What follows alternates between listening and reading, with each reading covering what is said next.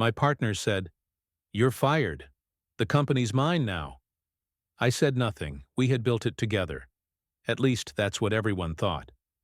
Truth was, I built the product, the system, the code, the clients. She was charm, pitch, image. We were unstoppable because I did the work and she took the credit. Her name was Claire. We met in business school. She was magnetic. People just wanted to follow her. I was the quiet one with ideas but no stage presence. She convinced me we'd be a perfect team. I believed her. We started small, rented a tiny office, ate ramen, slept under desks, worked day and night. I poured myself into it. She smiled in meetings, made connections, told the story. We grew fast. Suddenly, we weren't a small team anymore. We had investors, employees, an office downtown. Everyone saw us as equals. But behind closed doors, it wasn't equal.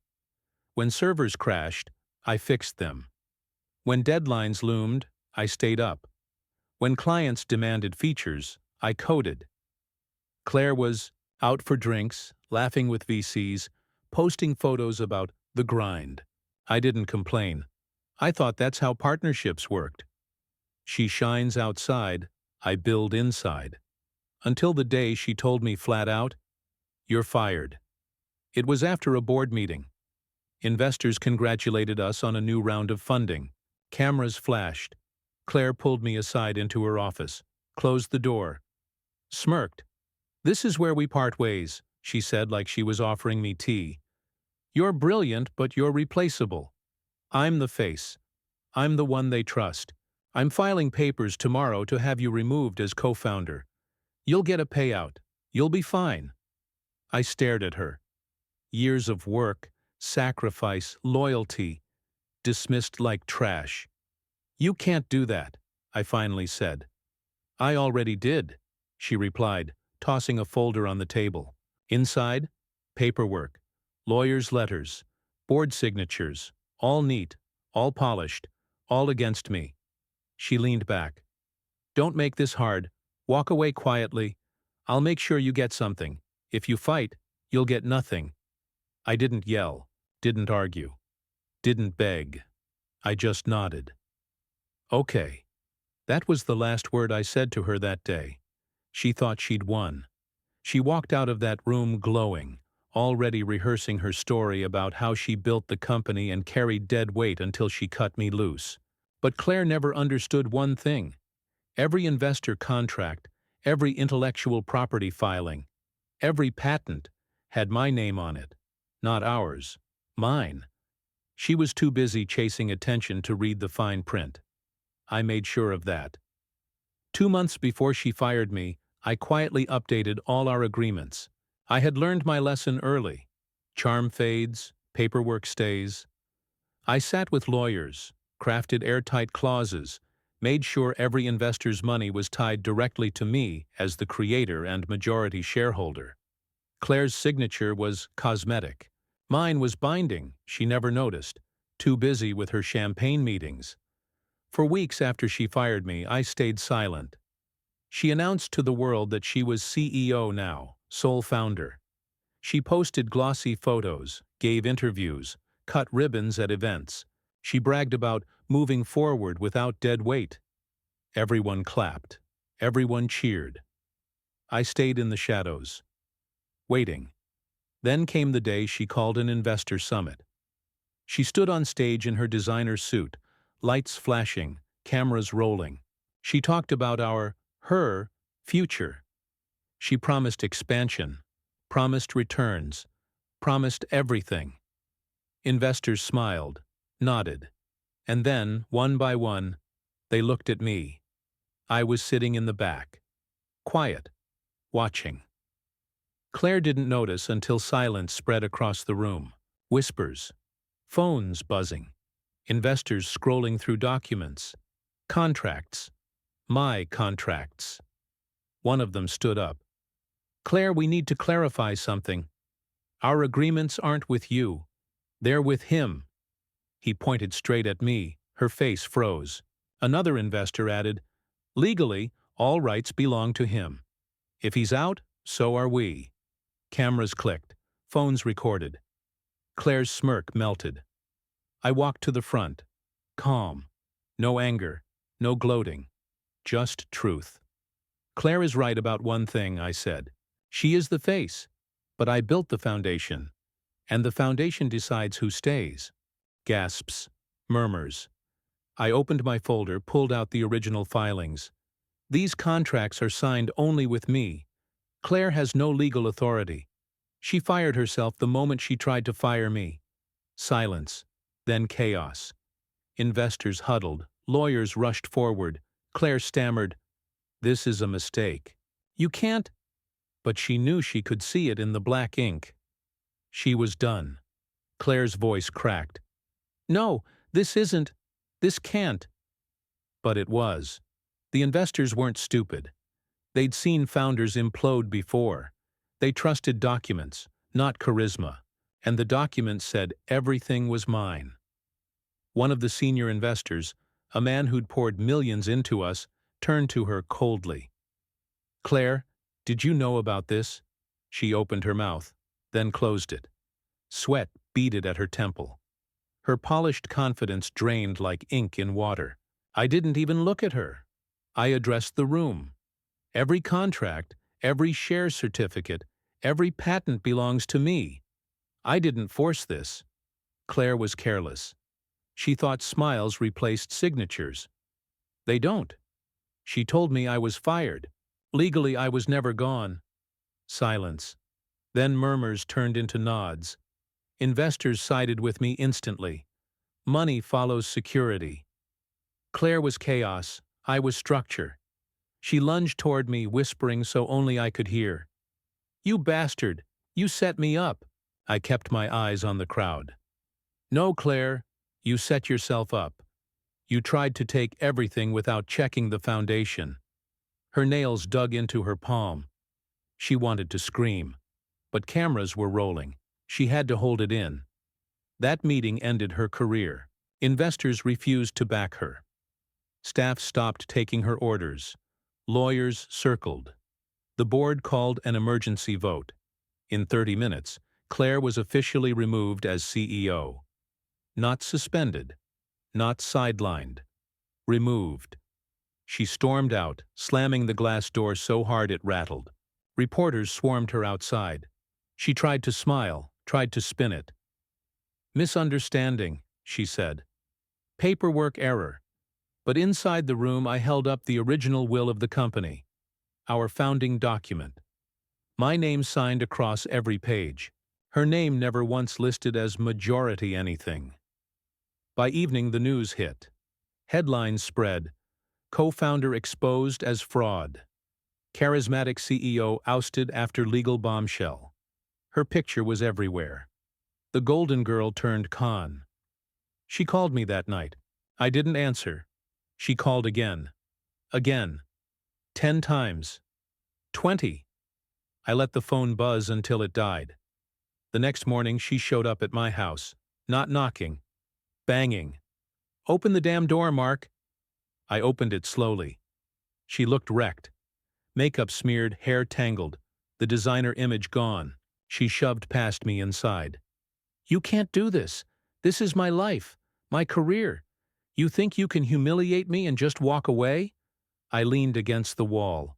Calm. Cold. "You humiliated yourself. You set me up," she screamed, voice raw. "You knew I wouldn't read those contracts. You tricked me." "No, I protected myself. You betrayed me." "There's a difference." Her voice cracked, dropping to a whisper. "Mark, please, I don't have anything else. This company, it was all I had." I almost felt pity. Almost. Then I remembered every night I stayed awake coding while she was at bars. Every time she claimed credit for my work. Every time she said our when it was really my. "No, Claire," I said quietly. "It was all I had. You just wanted the spotlight." Her eyes filled with rage and tears all at once. She slapped me. Hard. My cheek burned, but I didn't move. You'll regret this, she spat. I'll ruin you. I'll drag your name through the mud until nobody trusts you. I just smiled. Try. Because what she didn't know was that investors already warned me. They'd close ranks around me. She'd be blacklisted. Quietly, efficiently. No lawsuits, no fights. Just no more calls, no more meetings, no more funding. And that's exactly what happened. Within weeks, she was toxic in the industry. Recruiters stopped returning her emails. Former allies ghosted her. Her name became a punchline whispered in conference halls. But she didn't stop. She launched a smear campaign online, long posts about how I stole the company, how I was manipulative, how she was the true visionary. She tagged media outlets, begged for interviews. None came, because every time she posted, I sent screenshots to investors, journalists, and lawyers. I included the legal filings, the contracts, the court stamp showing she was nothing more than a face with no rights. Her story collapsed under the weight of paper. Even her family turned. Her brother called me once. I don't know what she did, man, but Dad's furious. Says she embarrassed the whole family name. You ended her, didn't you? I didn't answer. I didn't have to. Claire tried one last move, suing me for fraud. Her lawyer filed a case, claimed I tricked her. In court she stood there fiery again, pointing at me like I was the devil. But when the judge read the contracts, when the investors testified, when the lawyer admitted she'd signed without reading, her case collapsed in minutes. The judge's words were final. Dismissed with prejudice. Her face went pale. Her legs buckled. She had walked in thinking she'd win with charm. She walked out ruined. I watched her from across the courtroom. She turned to me, eyes empty, whispering so only I could hear. How could you do this to me?